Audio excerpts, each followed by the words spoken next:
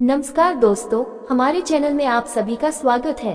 दोस्तों, आज हम रामायण कथा से संबंधित स्वर्ण मृग के बारे में सुनेंगे। तो आइए दोस्तों सुनते हैं। सीता की इच्छा इस अद्भुत मृग को पकड़कर आश्रम में रखने की हुई। अतः वे राम को पुकारते हुए बोली, हे आर्यपुत्र, आप और लक्ष्मण शीघ्र आइए। देखिए कितना सुंदर और अद्भुत स्वर्ण मृग यहाँ विचरण कर रहा है। उस माया मृग को देखकर लक्ष्मण को संदेह हुआ और उन्होंने राम से कहा, तात, मुझे ऐसा प्रतीत होता है कि हमें छलने के लिए इस मृग के रूप में स्वेच्छा रूपधारी मारीच ही आया है। हे जगतपति, इस भूतल पर कहीं भी ऐसा विचित्र रत्नमय मृग नहीं है, अतः निसंदेह ये माया ही है। लक्ष्मण को बीच में ही रोकते हुए सीता राम से बोली, हे नाथ, यह मृग अत्यंत सुंदर है, इसने मेरे मन को मोह लिया है। आप अवश्य ही इसे पकड़ कर लाइए। जब हम वनवास समाप्त करके अयोध्या लौटेंगे तो ये हमारे प्रासाद की शोभा बढ़ाएगा। यदि यह जीवित न पकड़ा जा सके तो इसे मारकर मृगशाला ही ले आइए। मैं उस पर आपके साथ बैठना चाहती हूँ। सीता के आग्रह को देखकर राम लक्ष्मण से बोले, हे लक्ष्मण, निसंदेह इस मृग का रूप अत्यंत मनोहर एवं आकर्षक है। यदि यह पकड़ा नहीं भी गया तो मारा तो अवश्य ही जाएगा। इसमें भी संदेह नहीं है कि इसकी मृगशाला मनोहारी होगी। सीता का आग्रह पूर्ण करने के लिए इसे अवश्य ही पकड़ना चाहिए। तुम्हारी शंका के अनुसार यदि यह राक्षसी माया है तो भी इस राक्षस को मारना उचित ही होगा। तुम सीता की रक्षा करो, मैं इसे जीवित पकड़ने या मारने के लिए जाता हूँ। इतना कहकर राम अपने शस्त्रास्त्र धारण कर मायावी मृग के पीछे चल पड़े। राम को अपनी ओर आता देख मृग भी उछलता कूदता गहन वन के भीतर चला गया। वह विविध वृक्षों झाड़ियों के बीच कभी छिपता और कभी प्रकट होता, कभी धीमी तो कभी द्रुत गति से भागने लगा। उसका पीछा करते करते रामचंद्र आश्रम से बहुत दूर निकल गए। अंततः मृग के दृष्टिगत होते ही क्रोध होकर राम ने एक तीक्ष्ण बाण छोड़ा जो मारीच के हृदय तक पहुंच गया। बाण लगते ही मारीच अपने असली वेश में धराशायी हो गया और राम के स्वर में हा सीते, हा लक्ष्मण चीत्कार करते हुए मर गया।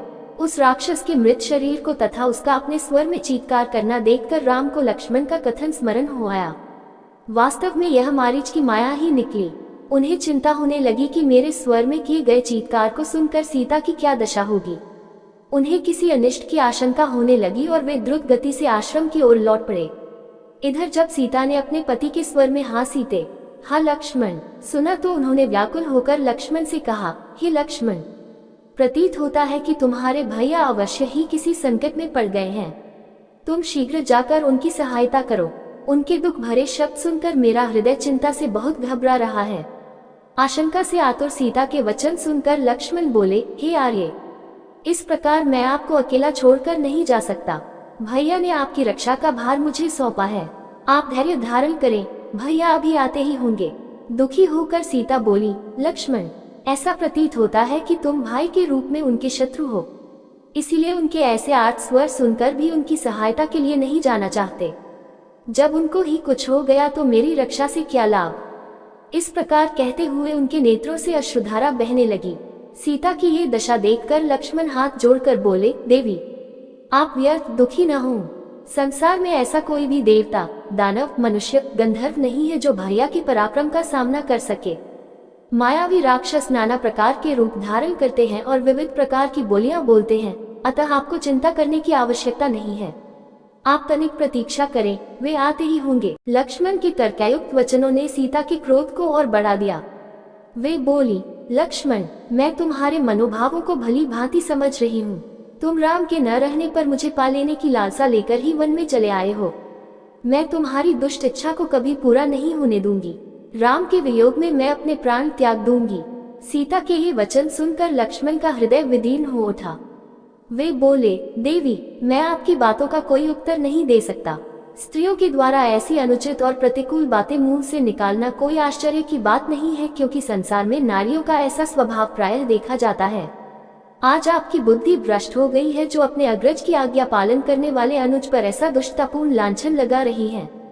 मुझे संशय हो रहा है कि आज आप पर अवश्य कोई संकट आने वाला है।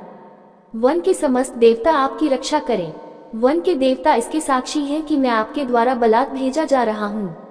लक्ष्मण के वचन सुनकर सीता के नेत्रों से अश्रुधारा बहने लगे और लक्ष्मण उस ओर चल दिए जिधर राम गए थे। उम्मीद करते हैं दोस्तों, आपको ये रामायण कथा से संबंधित स्वर्ण मृग के विचार सुनने में अच्छे लगे होंगे जी। दोस्तों आपको ये विचार सुनने में अच्छे लगे हैं तो कृपया करके चैनल को सब्सक्राइब जरूर करें। इसी के साथ विदा लेते हैं दोस्तों, कल फिर रामायण कथा का इससे अगला भाग लेकर हाजिर होंगे।